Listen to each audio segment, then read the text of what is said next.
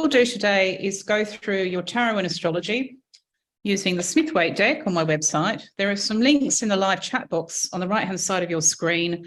So if you look down the bottom, you'll see a speech balloon saying chat. Click on that if you haven't already, and through the session, you'll see the links that you need. What we're going to do is look at this Libra cycle, the South Node in Libra. The North Node and the South Node change signs in July. So the South Node goes from Scorpio to Libra for the first time in about 18 or 19 years, and the North Node will go into Aries. This is really important from the Libran side of things because so many people have Neptune in Libra. You may be one of them. They have Uranus in Libra, or they have Pluto in Libra. And this is the sign of marriage, divorce. It's the sign of separation, common law marriage, engagement, even bigamy. It's the sign of same-sex marriage. And all of these matters are going to be front and center in your life, not just for the next 6 months, but until 2025. So you may be directly affected by this, particularly if you have Libra stuff in your chart, or you may be affected at a distance because somebody at work or at home is also affected. In this session today, we'll look at these strange things called the South Node and North Node, which are actually points in the horoscope. They're not planets, they're points in the sky, and they reflect past lives in India. The Indians will tell you they're Rahu and Ketu, and they talk to you about karma. It's the same in the West because they move backwards through the signs, 18 or 19 years. They show you what you are owed or what you owe from 18 or 19 years before. If you got married 18 or 19 years ago, around the year 2005, then by 2025, you will have seen the karma play out. In the second part of this event, I'm going to look at Mrs. Camilla Parker Bowles and her apparent marriage, certainly, to Prince Charles, as he was then, in 2005. And I'm going to look at the repercussions for the royal family in the light of the Marriage Act, which, funnily enough, came around on 2 previous Node in Libra cycles. The other thing that I'm going to look at is a very Libra issue, which is feminism within marriage and equal rights for women with men. And that's going to be seen through the lens of the US 2024 election, when you will find that abortion and trans dominate the discussion, as well as the female candidates for the top job. So we'll look at all of that a bit later on, but for now we're going to focus on you. So I'm going to go through the first 6 signs of the zodiac, and then we'll take a short break. You can have a cup of tea or a glass of wine. You can go and look at your tarot if you're in the first 6 sign list, and make a note of what you draw from my website. The links are in the chat box on the right-hand side of the screen. So the first card is Aries. Okay, this is the 5 of staves, also known as the 5 of rods or the 5 of wands. And we're going to share the screen here so that you can see it in nice detail. Okay, so that's lovely. Thank you. Now, Aquarius is the sign that rules groups for you, Aries. And what we're going to see is tremendous conflict within the group, but it can be creative conflict as well. So within that group, the 2 of you, you can see yourself there and somebody else, I don't know which one of the 5 you are going to realize that if you pair up, you can use your combined effectiveness to get the others in the group to come around to cooperation and unity and compromise.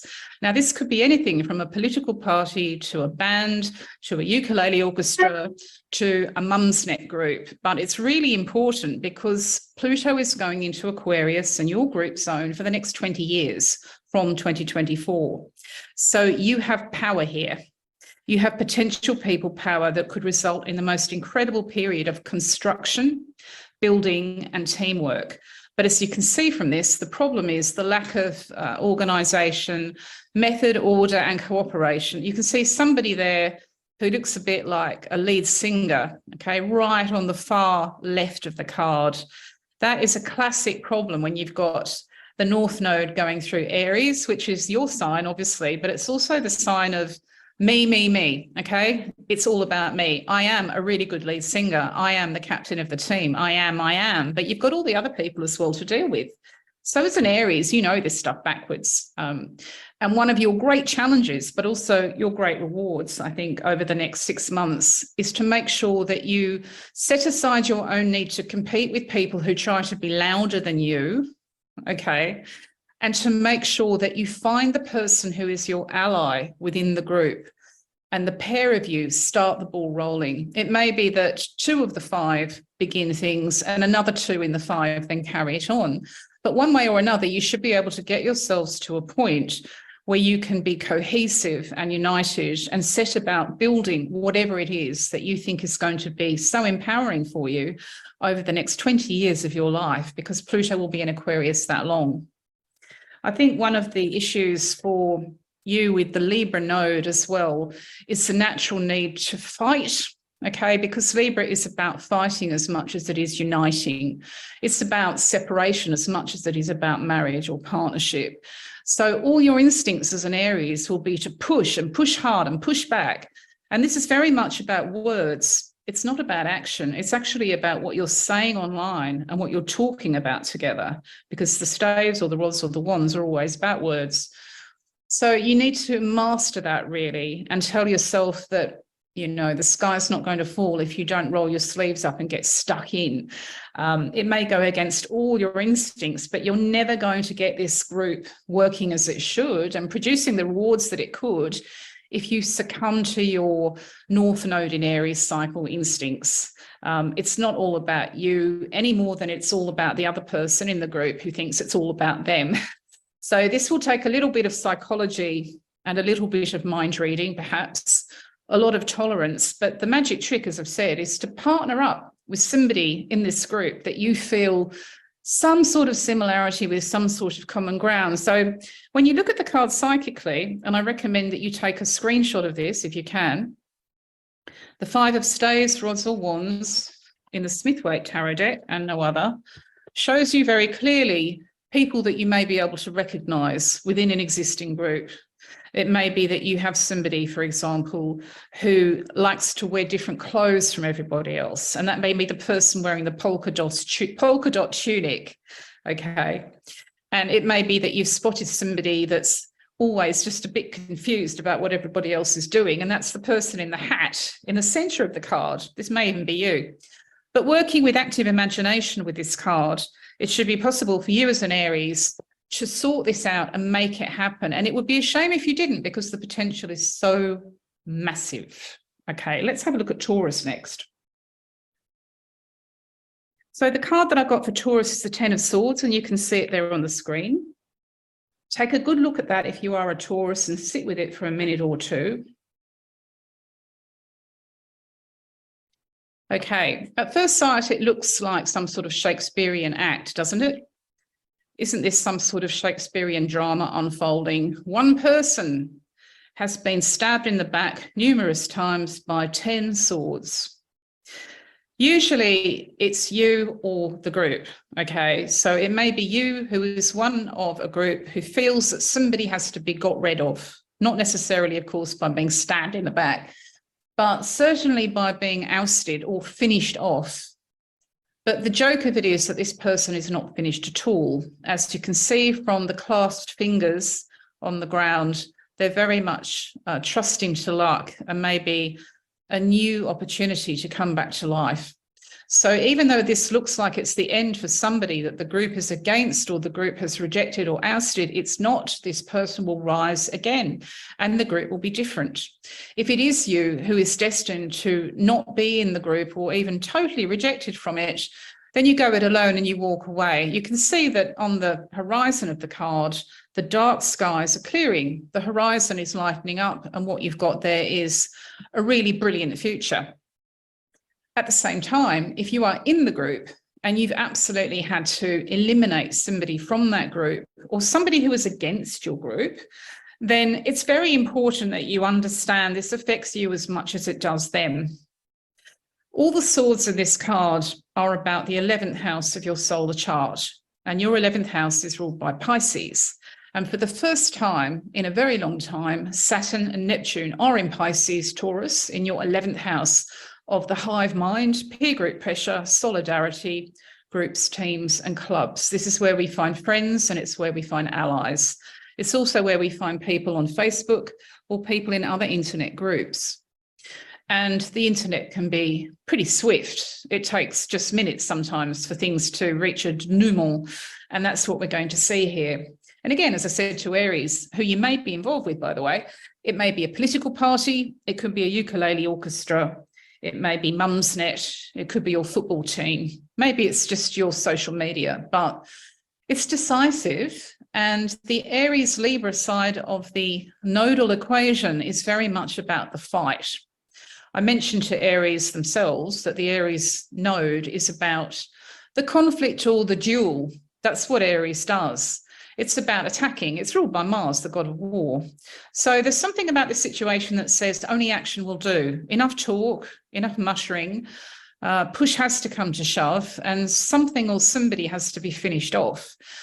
But again, we've got this suggestion here about things resurrecting or re-emerging. And it doesn't really matter if you're in the group and you've had enough, or if you're the outsider or the person against the group, and you are the person who has to accept the ultimate. This is the end, okay? No more. This is the end of the end. The new horizons and the new beginning is really interesting for you, Taurus, because you also have Jupiter in your sign, and Jupiter is very much about expansion and growth and hope for the future.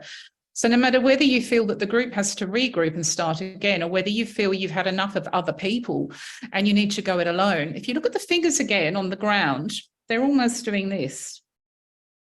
Fingers crossed. They think I'm finished and I'm not. Now, I work as a medium as well as an astrologer. So when I feel spirit with me, I'm honest and I say, they're here, they're in the room. So I've just had my spirit guide walk into my energy field, which I can feel. And they've said, really important that you emphasize that. And the other thing is, for those of you who are Buddhists, this is a very bad Buddhist symbol, okay? But you can see on the ground that this person is showing, I've got chills, so I've definitely got spirit with me. They're showing you the Buddhist symbol for re-emerging new life, reincarnation, and the wheel of karma. Okay, so that's a bit of a spirit world intervention for you there, Taurus. Let's have a look at Gemini. So this is the chariot for you, Gemini. Thank you. There it is. Now, you have the sun in the third house of short journeys, commuting, and connection. Gemini people, all in the natural house system, have the sun in Gemini in the third house. And over the next 6 months, you're going to go between 2 cities or 2 countries. You may do this literally. So you may be going from New York to Los Angeles or from Paris to London, hopefully COVID safely. You may be doing it online. So you're going between 2 offices, 2 cities online, or you're going between 2 people. But this is a very important card. It's a major arcana card. So the aspects that the North Node in Aries is making to your sun and the South Node in Libra is making to your sun are game changing. Okay. This is also about the long-term future, because over the next few years, you're going to find that traveling, regional travel, local travel, and also going between, commuting basically, becomes the most exhilarating, liberating, game-changing thing that you've ever known. Gemini does rule the local scene, and this is about neighbouring places just a few miles away, or spots on the map that are considered to be almost like sister cities. So this may be nylon, New York, London, or it may be more regional, depending on where you live. If you decode the card, you can see there that we have Gemini, the glyph itself, hidden in the 7 at the top. So it's the Roman numeral 7, but there's Gemini itself, Gemini the twins. And you can see as well the wings on the front of the chariot, which suggests that time flies, but you fly with it. In many ways, this is what you were born to do, Gemini. And it's very much about how you connect and communicate over the long term. As from May 2024, Jupiter goes into Gemini, which is your own sign, and begins to transit your 3rd house. So the expansion is massive. This may be a new territory you'd never even thought of before. It's possible that you'll end up living in 2 homes. That can happen. It may be that you discover a new outlet for your job or for your business. Jupiter will be in Gemini for about a year, so you have until May 2025 to explore it. Over the very long term, Uranus, which is about revolution, new inventions, new technology, also goes into Gemini. So once you're past 2026, you're going to remember, oh, it started now. It started in 2023. That was when it all began for me. And I began to think about seeing two places for my twin selves as two sides of the same story. If you take a screenshot of this card, Gemini, you can sit with it and you'll see more personal things that emerge from the card. I'm sure that you can see the screen in the center of the armor plating. That may be a television screen for you, or more likely a computer screen or a telephone screen, but it's a symbol of emerging technology and it's on your heart. It's at the very heart of you. So this for you, I think long-term is going to be as radical as the invention of the internet was for so many people all those years before. It's on that level.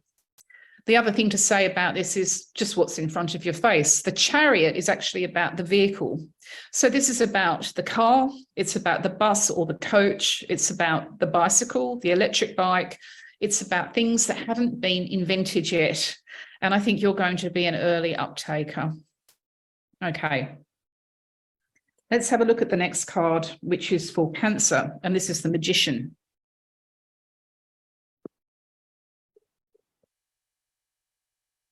Lovely, thank you.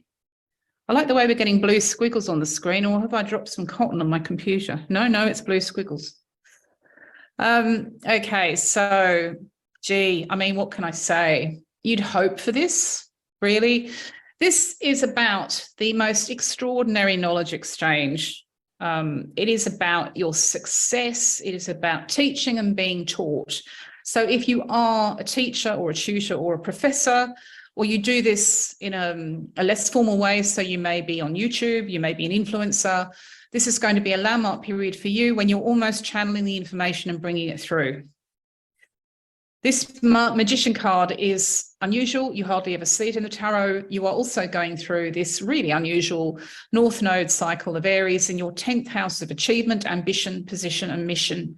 And it hasn't happened for 18 or 19 years. So interestingly, the loop above the Magician's head, which looks like a double 8, okay, it's the lemniscate of the tarot, is the symbol for the nodes in astrology, because the nodes work backwards in time in opposite signs and they form a loop. So you're being told this is about what you are owed from 19 years before, maybe 18 years, but you'll almost feel it as soon as you go into the middle of July, just because the sun is in your own sign. So you are illuminated, okay? People can see you, they can't miss you. But beyond that, you've got this sense of now is the time for me to start taking what I know already and passing it on, but also receiving more input from sources that I trust and know, as well as sources that I cannot see. So it's a classic cycle really for people to go into a promotion or a new job whereby they bring all their experience and knowledge, but they also find themselves receiving it and downloading it. I've got some notes here in chat, and Elisa says she can see the infinity symbol. Yeah, that's infinity. So that's actually the nodal cycle. It goes on forever. It goes, we don't even know when it began. It began when the first human being crawled out of the primordial slime. You know, it's ancient. It goes back and back and back and back. So for you, there's going to be a sense of, well, I know this. I've done this before. And again, I've got spirit with me confirming that for you. It feels as if you've done this before. You've been here before, no matter what the particular career is or what the particular gig is. If we get the card back on the screen, because for some reason it's just, thanks, Marianne. So here we go again. The other thing about this, which I think is very important, is the snake around the belt. This is again a symbol of the snake eating its own tail. Things go round and round and round and round. The things on the table point to the past life experience that you may have had if you're one of those Cancerian people who were born with the North Node or South Node in Aries, and some of you are. If you have my book, okay, Modern Astrology 2050, it has all the tables at the back. I'm fairly sure if you're a premium member, you were given a free copy of that a few months ago. But in any case, you can look it up online as well. You'll find out if you do have the North Node or South Node in Aries, you are absolutely going to go through a past life where you remember everything about the career that you had and the person that you were. If you don't, you still get this sense of confidence, I think, and a certain amount of enjoyment of being able to pick up what's new about your chosen field and your calling in life, but also to draw on what you've had before.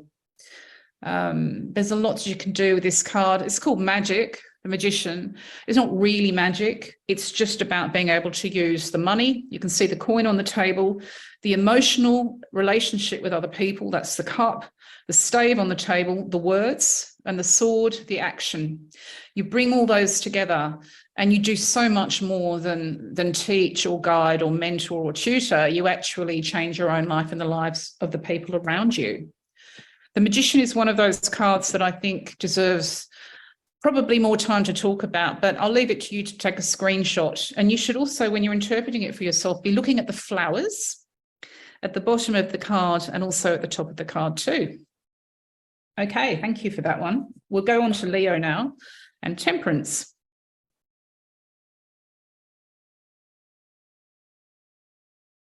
Try not to knock the computer over. So basically what we have here is a nice piece of typical Pamela Coleman Smith coding. The Aquarius symbol is flowing between the two cups. Leo, you are one cup, and the other cup is very likely your husband or wife, your partner, boyfriend or girlfriend. If not now, then later. The Aquarius symbol describes a very particular sort of relationship. It's detached, it's not particularly intimate, it's very friendly. In fact, this feels more like a friendship than a marriage. It may be a new phase of your marriage, which is more like a friendship. It's very idealistic in that it's about we are all in this together. We are both in this together. We are different, but we are equal, and we give each other space. You are going through something you've never been through before in your life, Leo, which is the Pluto in Aquarius transit of your 7th house.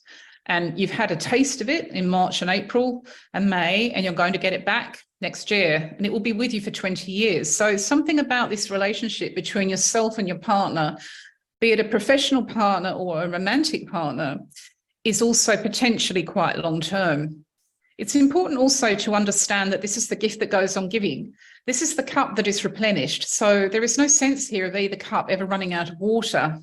The angel or the angelic figure, which is standing there looking over both of you, is showing you that. And if you look at the water at the bottom of the card, you'll understand that everything can be refilled. This is typical Aquarius stuff, okay? And Aquarius rules your partnerships, Leo. So Aquarius is about pooling resources between people in the group. And every time one or both of you feel as if you need to go back for more, then you will be given it and it will come from the group. So there is, thank you, Diane. She's saying that she's a Leo and she's married to an Aquarius and they have a friendship. She's recording it on her phone. Yes, so do record it on your phone if you want to, but this is marriage as friendship. And it's also, I think, indicative of something that you don't even know about yet because you've only passed Pluto at 0 Aquarius. It's about the two of you understanding that people power changes the world. And you only get that by being with each other. But you can see how the cups are quite separate. This is also very Aquarian. There is always space. So if you've ever been in a phase of your relationship where you just want space or the other person says, give me space, or if you've been through a marriage and divorce where the issue is space, you'll be delighted to go into this Pluto in Aquarius transit because it's all about giving the other person room to be who they are. And the group is also about that. Pooling resources is part of it, but it's also about sharing the pool together, giving each other space. And again, I've got my spirit guide back with me going, that's what you've got to talk about. So for you too, it's really about, will we go back to the group? Whether it's a club, a team, whether it's a society, an association, or just a Twitter group, or whether it's Conscious Cafe, that's where you get replenished, and that's where it all makes sense. There are a couple of other things about this card which are worth looking at. And I think for you, the crown, which is the Leo symbol, Leo being the king of the jungle or the queen of the jungle, is very important because it shows you that there's also success here. And in fact, you have a success cycle with Jupiter in Taurus that you've not seen for 12 years. So there's all the potential here by May 2024 for you to embrace a crowning achievement. And again, it would be not connected so much to the relationship, but it's in the background and it's part of the story. So there's lots going on there. I think most of all, Leo, you have to trust to a higher power, because you and the other person, represented by the 2 cups, are doing nothing. You're just being who you are. You're being handled by and overseen by a higher force or a higher power for good. And so sometimes you just have to accept what's going on and enjoy the experience. Okay, let's have a look at Virgo. Virgo is the Knight of Pentacles, which is sometimes called coins. And this is our 6th card before we take a bit of a break. Sometimes you can just interpret it for yourself. You know, you don't need a tarot reader to tell you. So first thought, best thought, this is about money. Absolutely, it's about money. The nodes are going into your 2nd house and 8th house in your solar chart, which rules your business, your property, your finances, and also your charity. It rules precious possessions and valuables. This is a decent amount of money. Okay, it's a decent amount of money. Now, if you are a Virgo man, this is about you.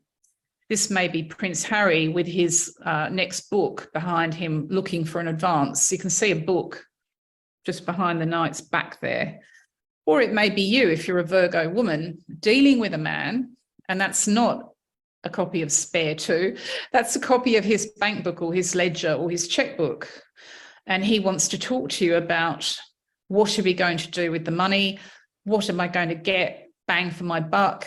How are we going to spend it? What are you going to do to earn it? And how much do you want? So this period of negotiation about the money or the business, if you're a Virgo woman, will be with a man. And depending on your age, he'll be a younger man. What you can see in the background there is very, very close to a Virgo heart, because it's ground and earth ready to be cultivated. So I think for you, what you've really got to do here is look at how you're going to cultivate it, or how he's going to cultivate it, and make a modest amount of money go a very long way. This is an investment. If you spend it, nothing will grow. If you go out shopping with it, nothing in the soil that you can see behind will ever be cultivated properly, because it should be nurtured with tools and resources and equipment. This may be an analogy for you. It may be about a house or an apartment that you know has to be funded, or he does, or it may be about a business which has to be funded. But I think basically you've got every chance of doing it if you can remember that you are an earth sign. And so you need to tell somebody, this is the way, if this is a man in your world, or if it's you as a male Virgo, you need to remember that this has to be turned into something more and something bigger. Basically, with all of this Virgo stuff, you always get questions about values, because the transit of the 2nd and 8th house of your solar chart is about your life budget, what you will and will not sell out for, what you will and will not sell your soul for, and who and what you consider to be so precious that it's priceless. So the cards are telling you this is actually really important. This isn't just another deal. It's not just another discussion about the money. It's really going to have long-term impact. And so it will, because in about 18, 19 years from now, the nodes will be back again in Libra and in Aries. This sort of growth is long-term. The potential is ripe, if not rich. And I think there's also a little bit of a nod here to the next generation. You can see the trees in the back of the card. Those are family trees. And for plenty of you, this is about, well, what about my children or my grandchildren or my godchildren, for example, my younger relatives. This solar chart reading of your sun sign is no substitute for your natal chart, but you'll get into your natal chart when we take a break. If you were born under the first 6 signs and you go and pull a tarot card from my website, that will talk to you about what I just mentioned, but it will also touch on your birth chart as well. Okay. So I think we're kind of getting there for a break time. I'm going to go off and have another cup of tea. Thank you very much. We'll be about 5 minutes. I think Marianne has posted the links for you there. I'll let Marianne take over and mute me. We can all be muted. Feel free to take a screenshot of the card when you draw it. If you weren't in the first 6 signs, just have the tea anyway, or the glass of wine. And we'll come back here at about my time. It'll be about 8:45. With you, it'll be something 45. Thanks, Marianne. again. Looks like there's a few people here having some spirit world experiences, judging by the chat. Because spirit hardly ever gets a chance to come in and communicate, things like this tend to be a sort of safe space for spirit world communication. So if you have had shivers or chills during this session, that's a sign that spirits walked into your aura. I'm having them now, and I'm so used to it. It's always my confirmation that they're in my energy field. Nicholas says, I have the breezes. Yeah, I think a few people are getting them. So we've had a look at the tarot for the first 6 signs of the zodiac. I've read your solar chart for the next 6 months and combined it with the tarot. You found a card that talks to you about your personal experience of that, which I think will show your natal chart. What we're going to do now is go through the last 6 signs of the zodiac. And again, we'll get you to look at your tarot personally, as well as the tarot that I'm picking up for you.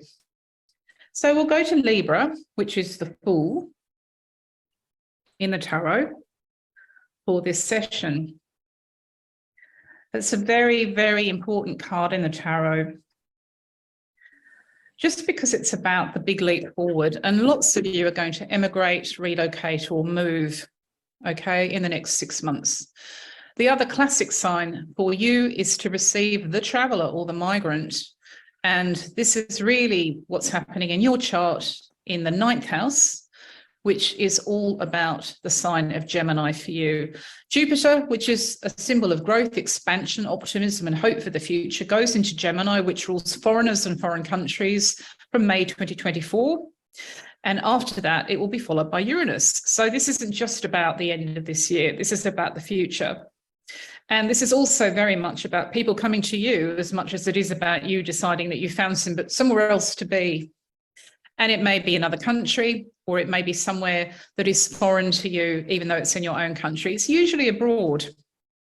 All of this activity in the sign of Gemini in your solar chart, Libra, ties up with those nodal transits that I was talking about. So there are aspects to the North Node in Aries and aspects to the South Node in Libra. The only thing to be concerned about here is the white dog. Now, this was actually a real white dog that belonged to Pamela Coleman Smith's great friend, Ellen Terry. But in the Fool, it's a warning. It's a sign of caution. And you, or the person who's coming to see you, needs to be aware of how shaky that cliff is. If you look towards the center of the card, you'll see the crumbling cliff with the Fool's front foot on it. It's not too late to pull back, but you shouldn't be there anyway. That's the message with this card. You can go wandering, you can move or relocate, but you absolutely have to check out what the white dog is symbolically warning you about. It may be that the travel company is in a financial difficulty and you need to check the terms and conditions on the ticket. It may be that the visa or the residency rules on the location are changing and nobody told anybody. That can happen too. The most obvious risk here is COVID-19, because we are still in a global pandemic, much as the travel companies would like you to forget about it. So there were really important kind of, not so much breaks on the journey here. The brakes aren't being pulled, but there's a definite cautionary note. Whether you pick it up online or whether somebody talks to you, pay attention. And this goes for the other person if you are in fact receiving. I can think of quite a few people I know born under the sign of Libra who are all set to receive a house guest from abroad for Christmas. It's on that level. Without being boring about it, you know, the Fool is very much about keep the optimism and keep the sense of big picture thinking and keep the idea of moving yourself into a new way of thinking about the world, or welcoming people who think differently because they've traveled. But, capital B, but, be aware of all the transits, which are also quite tricky. For example, you have Saturn in Pisces, and that's square everything in Sagittarius and Gemini in the chart. And those two signs for you are very much about travel and travelers too.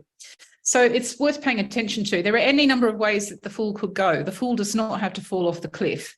The Fool can keep the idea of the journey, the map in the rucksack, pay attention to the dog and find another route, okay, or go later. Could the Fool be a foreign person, Claire says? Yes, absolutely. If you're a Libran, this may well be a foreign person. And there's that kind of sort of sunny optimism in the card. It's like the happy wanderer in the song. You know, I love to go wandering, my knapsack on my back. And it's very sort of tra-la-la, but there's a lot here that you've got to be concerned about, for all that it's positive. And there are so many different ways to go. Very important if you're a Libran to remember that image. Okay, so let's go to Scorpio and the Death card. Here we go.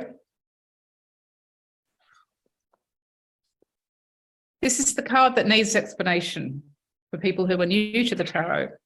It is the death of the old and the birth of the new. It is symbolically the end of an era and the beginning of a new one. And this makes perfect sense, Scorpio, because you have Pluto going through Aquarius for the first time in 248 years. And Pluto is a symbol of endings and new beginnings in your zone of family. Okay, so you can see the family there in the card very clearly. The king has lost his crown. The children are in mourning. The archbishop is trying to negotiate with death, and death is saying, no, this is the end of a cycle. Okay. In all my experience as a tarot reader, I have never seen death show death. Okay. It never does unless you actually need to know. So sometimes people who are suffering from a terminal illness will ask the tarot reader, when will I be released? And then you may see this card. But most of the time, 99.9% of the time, it's about a chapter that's closing and a new chapter that's being written. And for you, it will be with your extended family. So this may be your godchildren as well, or it may be other members of the family who are not as close as your own children or your own husband, for example. What we're seeing in the background here is the sun rising between two pillars or two columns.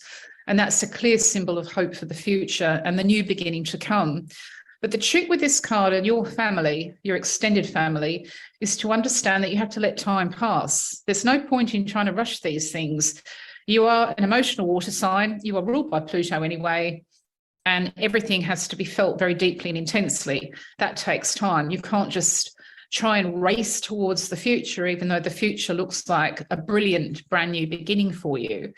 In fact, it will be. You have this transit coming up from 2026 with Uranus in Gemini, which is the same kind of thing. It's about a liberating, exhilarating, fresh start for the family in respect of property and money. So it's coming, okay? It's kind of already written. But just for the next 6 months, you're going to have to accept that it may be years even before everybody adjusts to everything. The other thing about this card is it shows you children. It shows you children or the next generation. It may be teenagers. And if you're a Scorpio, you currently have the transit of Saturn and Neptune in Pisces in your 5th house, which rules your offspring, but also other people's children and teenagers as well. Saturn is very much about accepting reality, not escaping from it, much as you would like to maybe escape into your own world. These children or these teenagers, this next generation has to deal with what is really happening. And that's the other message that you're seeing in this card, Scorpio. When we take the break after this, you can draw your own personal card and shed more light on what this is about for you.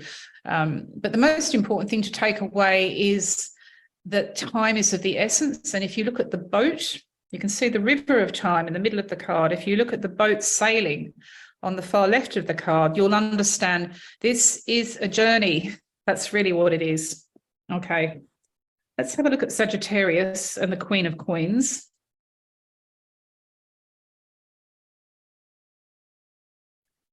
So this is your Pluto in Capricorn retrograde transit in your finance zone. It's just started. And if you look at the throne, you'll see the goat's head hidden just there in front of her arm. So you're being shown a clear picture of the nodal cycle, but also the Pluto in Capricorn cycle. If you're a female, there is money here, and you have to figure out how you're going to spend it or invest it. It's really basic stuff, this tarot card. And you would expect that with Pluto going into Aquarius. It can be so empowering to have that transit. I would have thought that the money would be in front of you, realistically, or as a discussion around February next year when the sun's going through Aquarius. If you are a practical Capricorn person and she really has that Capricorn on her throne, then as a woman, you are well placed here to make decisions about how to invest or reinvest. If you're a man, this is your wife. It may be your boss. It may be your partner. She is very important to you as a figure on the financial landscape for you, and it may be another family member like a sister. There is so much money here to be worked with, but the good thing about Capricorn types is that they know the right questions to ask, and they're always practical. So if you are a woman, you go and talk to your bank manager or your accountant. And if you're a man, you go and talk to her and say, well, okay, where do I fit in? How can I help? How can I do good business for you or with you? How can I assist you? The other hidden thing in the card, apart from Capricorn, the goat's head, which is hidden on the throne, is the rabbit. The rabbit is a symbol of sex across all cultures, actually, because rabbits breed like rabbits. I'm not suggesting that you're about to do that, but you do have these transits in your 5th house of sex. You know, there's no getting away from it. You've got Jupiter and Uranus and Taurus in your solar 5th house for the first time in your adult life, both of them together. So there's a message here too that you cannot ignore your sex life. Money's great, but what about your libido if you're a female? And if you're a man, you're drawn to the money here in this story with her, but you also cannot ignore the rabbit in the corner. So there's a couple of transits which are showing up in this card, which is quite funny for Capricorn. Sometimes the cards can be like that. They show you the secrets. The other thing that's hidden in the card, which I'm sure you've seen, is basically that you're going to look towards children and babies as a theme for the future. Okay, so children and babies for you are going to be where it's at until 2026. And I've just realised something else. I've been swapping the signs around. So I've actually given you the Queen of Coins for Capricorn, okay, when I should have been talking to you about Sagittarius and vice versa. So what I'll do is I'll just go on to the next card. If we go on to Judgment, okay. Oop. Apologies for swapping them around. Okay, so if you are, they're kind of similar actually. The two cards aren't a million miles away from each other because they're both about inheritance and they're both about legacies and wills and what you inherit or share in. So if you are born under the sign of Sagittarius, then you have this in your chart and you're going to need to deal with what you inherit and what you get from others, okay?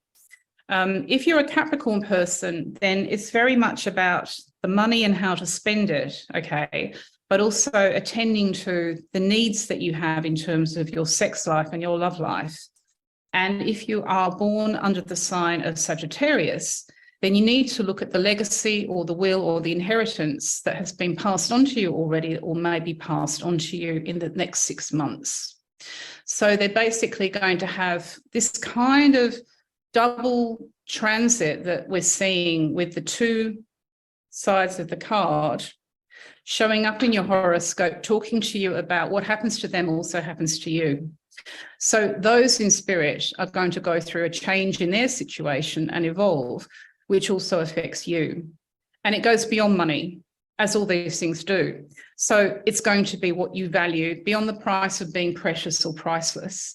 It's not just about, well, these were the terms of the inheritance when these ancestors or family passed. It's about what did I actually gain from them? Okay, I've just had a message from Judy saying, can you clarify which card is which, please?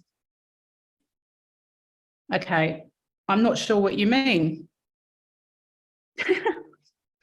Okay, so we've just done Sagittarius and Capricorn. What do you mean, Judy, please? Just wanted you to confirm which one the, if you could just say what the last 3 cards were, just for anybody who's a bit confused. The last 3 cards, okay. If you could just say which card was Capricorn and which card was Sagittarius. Okay, so we'll go back to Scorpio. So you don't need to share screen, I can show you. Okay, so we had Scorpio, which was death. Okay, so you understand that's the cycle of beginnings and endings. Thank you. Beginnings and endings for you, Scorpio, with the family and the extended family. So we've caught up to that bit, okay? And then we've got these next 2 cards, Sagittarius, the Queen of Coins, okay, and Capricorn, Judgment. But as I mentioned, okay, in the Sagittarius card, the Capricorn symbol is hidden on her throne because she's going through a Capricorn cycle. Abby Lawrence says she's agreed, she's paid for this, she's disappointed. I'm sorry, Abby. Okay, so let's go back to the Queen of Coins. There you go. So when you're born, I'll just explain this if you're not used to your natal chart, okay. When you're born with the sun in Sagittarius, it's extremely common to have something in Capricorn in your horoscope because it's the next sign along. So loads of you who are Sagittarian will say, I know immediately, I have Uranus in Capricorn or Neptune in Capricorn.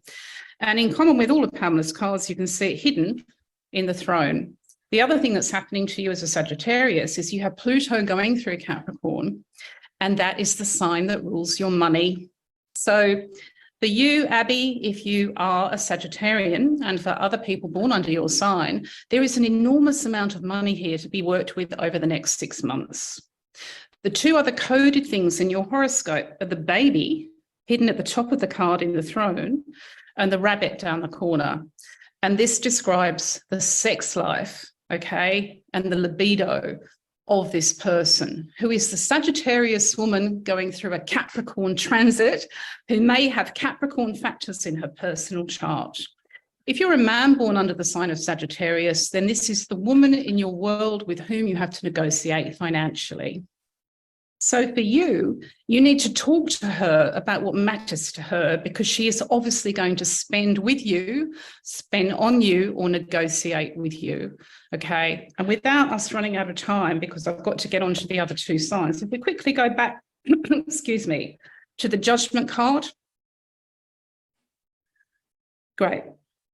So this is similar, okay? This is for Capricorn, and it's about inheritance and legacy of the financial sort with the family and the ancestors, but it's not financial, okay? It's spiritual. You have family or friends who have passed on. What's happening for you is a transit that triggers the area of your chart where they evolve and they go to the next level. So for you, it's about understanding that they reach a breakthrough, and the breakthrough affects you. It may be your grandmother-in-law, okay? It may be your grandparents, it may be on that level. But here there is a suggestion that everything is ready to go and progress. And it's because of something that you do or something that happens to you. Okay, let's go to Aquarius and the moon. Okay.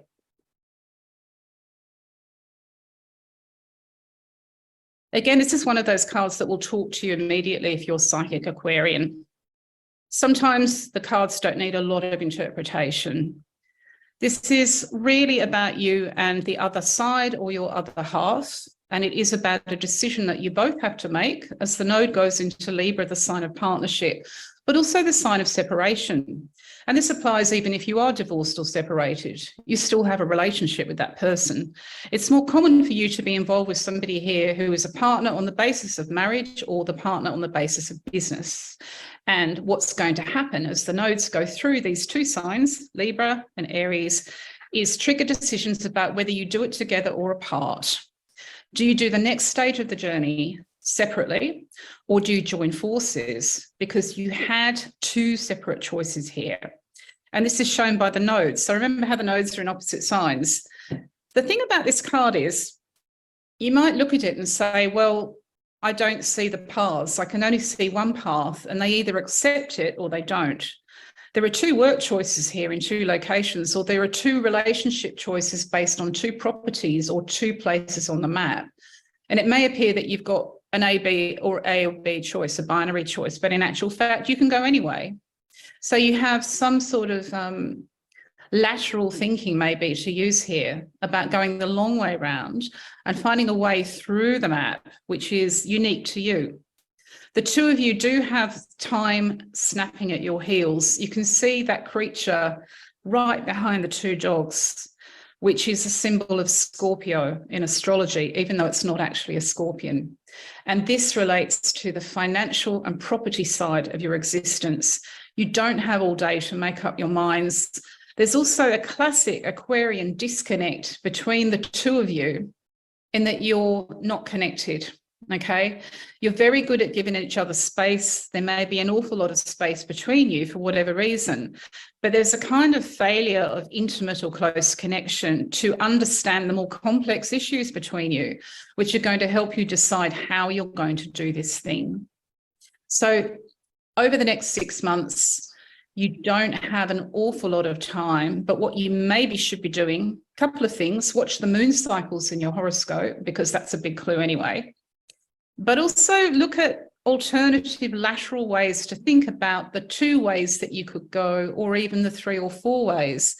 Is it absolutely necessary to pin everything about your decision to those 2 towers, whatever they represent for you? And it may be your block of flats and his block of flats. Okay, it's on that level.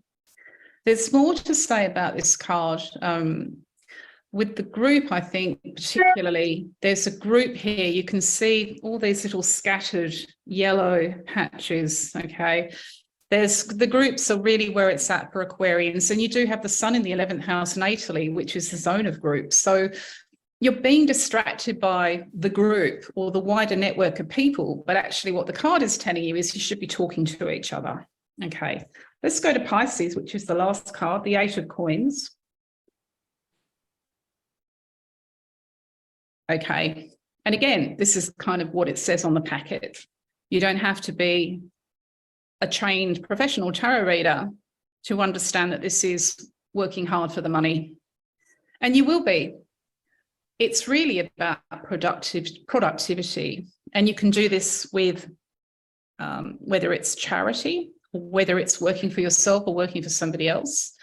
It's about being persistent and also consistent in the way that you work. And for you, it's actually about making the money, because you have the nodes going into your 2nd house and your 8th house of income earned. It may also be that you're saving money by creating and producing your own assets, and that can happen too on this transit. It's not the most important cycle of your life, but it is important in terms of you squirreling money away for the future, because that's a tree. In the background, I'm sure you can see the property, and that's the sign of what might be from May 2024, when you enter the biggest and best property cycle in 12 years. So if you're a Sun Pisces, you have Jupiter going into your solar 4th house of property investment, leases, houses, apartments, and holiday homes. So you are in a fantastic position next year, when it may be that you get a bargain buy, the cheapest house in the best street, or you find a way to save money, which is offered to you through somebody else's house or apartment. That is also really common. So it's in the distance in the background, but it's telling you about a transit that's yet to come. And you can do nothing without money. So for the moment, you have to make it, but you will be. The other thing about this card is the tree itself is a symbol of the family tree. So if you're a Piscean, what happens with property from May 2024, which is so high potential, is about the family as well, because Jupiter also goes into your 4th house of extended family. So by May 2025, you may be quiz in. You may have made a solid amount of money from working consistently and productively that you can use to save or make on property, for example, whether you're renovating or moving, and the family tree is connected at the other side of the card. It's telling you that although it seems to be about work and money for the next 6 months, it's actually about the family. And ultimately, you should be in a very good position to nurture the family tree, to help stabilize the family tree, and to make it rock solid for yourself. There's something about the family tree in you that's coming towards you from the future, even though for the moment, all you're doing, it would seem to you, is just churning out more for more money to put into your bank account. All right, so the last part of this reading, before we take a break for you to go and look at your own personal cards, is going to be about how these transits in Aries and Libra pan out with 2 case studies. One of them is Camilla Parker Bowles, and the other one is the US election. So we're now about 10 past. So if we come back at about 15:15, see you then. Be able to go If you're a premium member, you'll be able to go to a deeper reading if you're signed into my website. So thanks to Elisa for reminding me about that. But also, if you want to go into more detail after this event, over the next week or so, there's a feature on my website called the Conscious Cafe, where I'll catch up with all your questions and comments that I've not had time to answer now.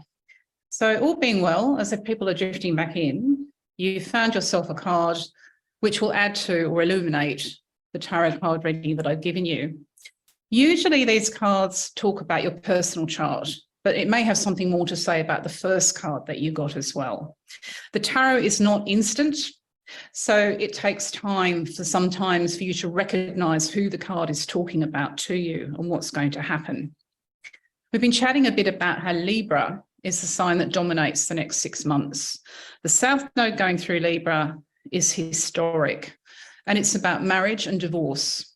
It's also about illegal marriage, and it can be about related areas like same-sex marriage or bigamy. So all of this is coming around again, just the way it did in 1949 when the Marriage Act was introduced. And the case study for this is going to be Camilla Parker Bowles, Mrs. Parker Bowles, Camilla Parker Bowles, because there are still legal experts and many astrologers who believe that she was never legally married to Charles at all. This is one of those topics that's very difficult for astrologers to talk about because, of course, the people concerned are still alive, apart from Princess Diana. But the legal situation that surrounded that marriage on the last time that we saw this nodal cycle was at the time so controversial that when Prime Minister Tony Blair oversaw the process, he made sure that the documents were sealed. This was the advice given to the Queen, our late Queen, about whether the marriage itself was constitutional.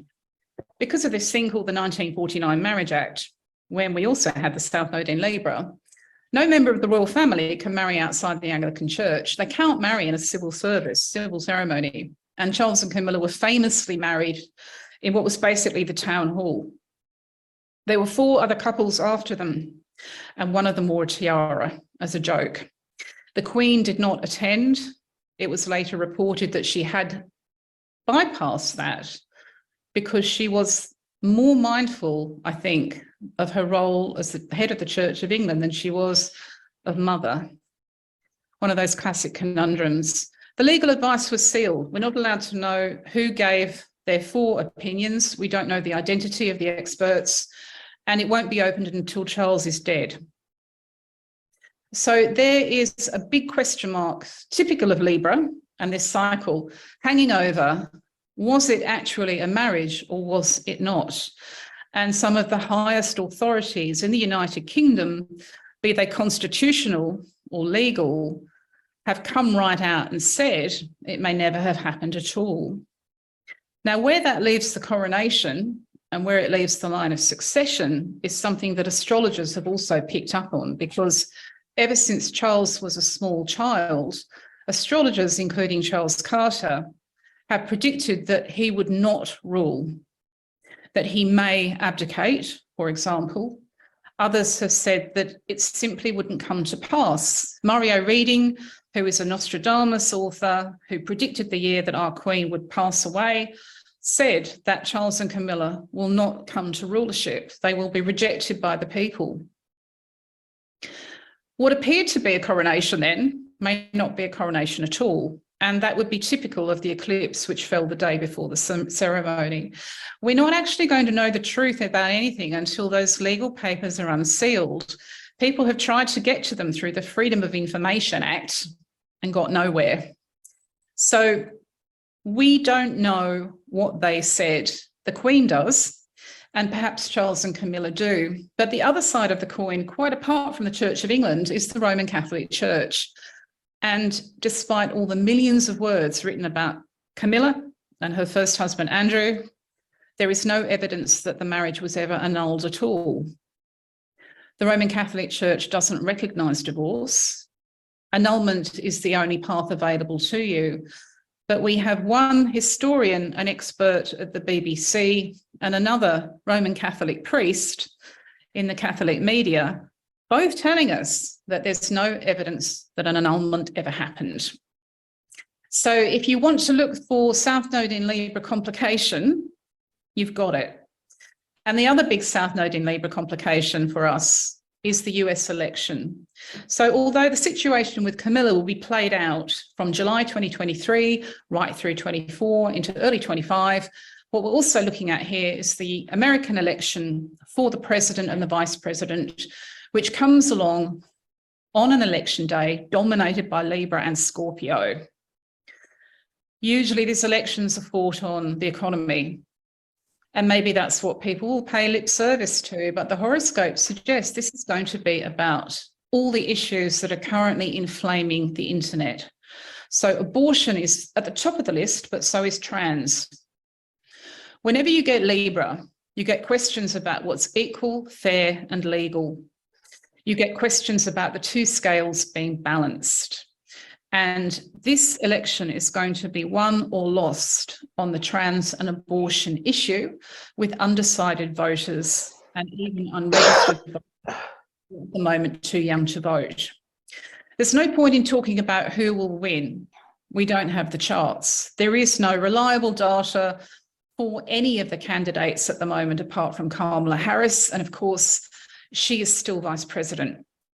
One of the really interesting things about Libra is that it raises very complicated Libra questions like, can a woman be on the wrong side of a war on women? Can a woman actually be worse than a man when it comes to issues which affect how women feel about their equality and their rights? That's a typical Libra question. Just because you're a woman doesn't make it all right. One of the things about this American election already is that all the polling reveals that the majority of American people don't want men in women's sport. They don't want men who say they are women to compete against women in cycling or swimming. And we haven't even started the run up to the election yet. So be prepared for more of that, but also be prepared for lots of female candidates on the Republican and Democrat side to come forward who force everybody to look at this really thorny issue about, can a female be against other females? And what does it mean to be a female anyway, an adult human female? What does the law say about men and women? Because Libra, for as much as it's about love and sex, is also about what's in the legal documents or what's in the legal papers. So I'll take some questions now from chat to see as we go through. Okay. Okay, Linda said she's never noticed the Scorpio enlarged before in that card. One of the tricks about this deck is to really go into detail, get a magnifying glass if you're at home and pull out one detail. So I was talking before about Pisces and property. So you go right into that property there. And on the psychic level, if you're a Pisces, say, well, where is it? What does it remind me of? Okay. The cards were designed to be intensely personal. So that scorpion that we were talking about is snapping at the heels of the two dogs. So if you're an Aquarian and you know that you're one dog, who's the other dog? The scorpion represents money and property, and it's snapping at you. You know why? Because the South Node in Scorpio only has a few weeks to go. So there's no time. You've got to decide about these things. Sometimes it's just interest rates influencing you. Let's keep going.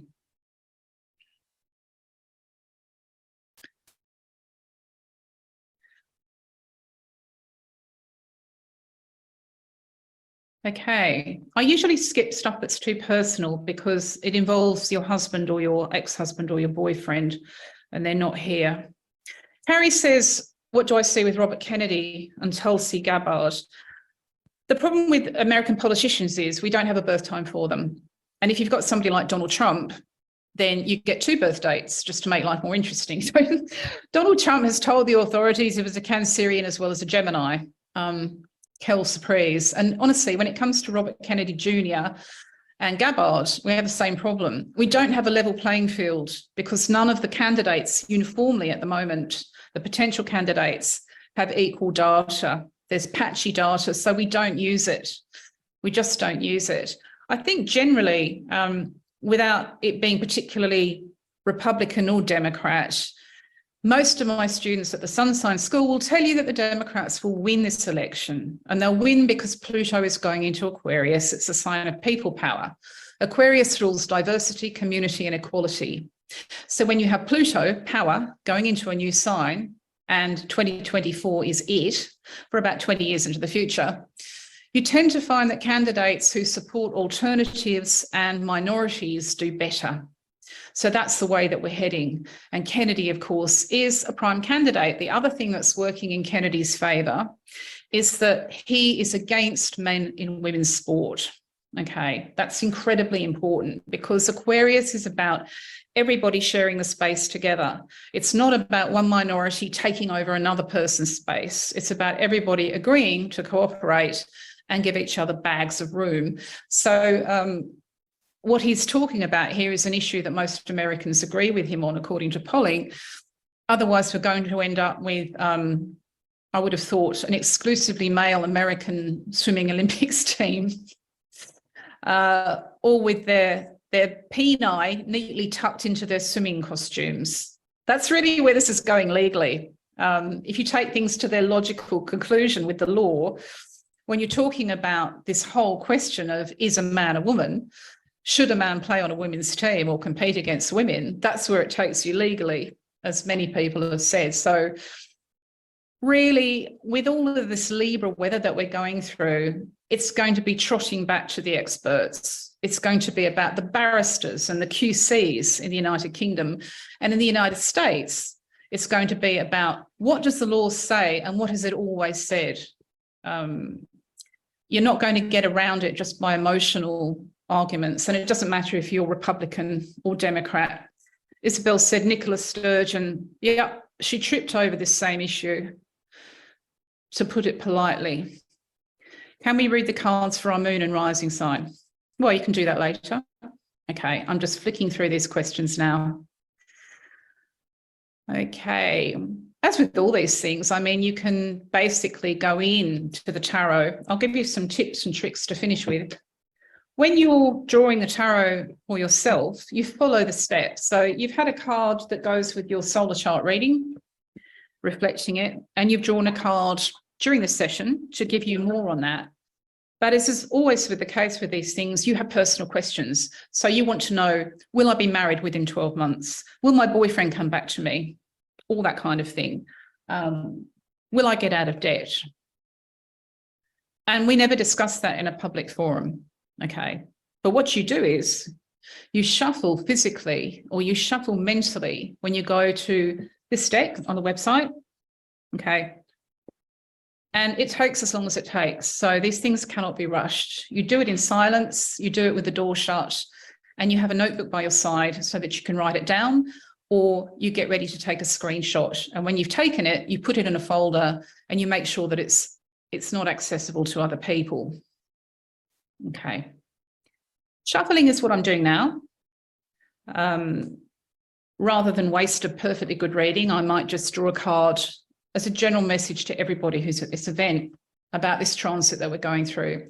So I'll show you how it's done. The very first card that you pull when you're shuffling, mentally or physically, shows you where you are in time and space. It should show you your life as if it was a journal from 1909 and Pamela had illustrated the front cover. It should be absolutely unequivocal, completely clear, and give you a kind of a boom feeling. Okay, if you don't get it, it's because the time's not right, so keep shuffling and try again. So I'll do it for me now. And the question that you always ask is, if my life was a journal or a magazine, what would be on the front cover? Okay, that's the card that I've drawn. There's the Conscious Cafe. There are all of you at the bottom of it. And there's me going on my hiking trip this weekend. So I'll take that. I live near a mountain called Kunani, which is amazing for hiking. Okay. And the question I'm going to ask is, what's the message for everyone here? Money. So the money cycle, okay, I have written about this, of course. This is the Jupiter in Taurus money cycle. It can only happen every 12 years. It is about abundant money for everybody to participate in and to gain from. It's about the money go round, and it's in the hands of the female of the species. It's women making the money go round. You only get Jupiter in Taurus alongside the North Node in Taurus and Uranus in Taurus once in your adult life, and it's happening now. So there is money to be had. And the very first signs of this arrived with the announcement that you could now make money from your Twitter feed. You could get subscribers, something for nothing, to your Twitter account who were prepared to pay you in order to monetize what you used to do for nothing and have for nothing. And this is just the tip of the iceberg, because over the next 12 months, we're going to see every aspect of the internet where you used to give it away, your time, your energy, your networks, whatever, your attention is going to be monetized. Because once one person has thrown down the gauntlet, which Elon Musk has and Substack has, everybody else has to follow suit. So this is a classic money go round card. If you have anything in Taurus in your natal chart, then you are quids in, okay? As Jupiter comes around through Taurus and it hits the same degree as your Taurus factors, you will have an opportunity, not possible in 12 years, to make or save a lot of money. For some of you, it's already happened because you happen to have Taurus patterns in the early degrees of Taurus, okay? So 1, 2, 3, 4, 5 degrees, 7 degrees.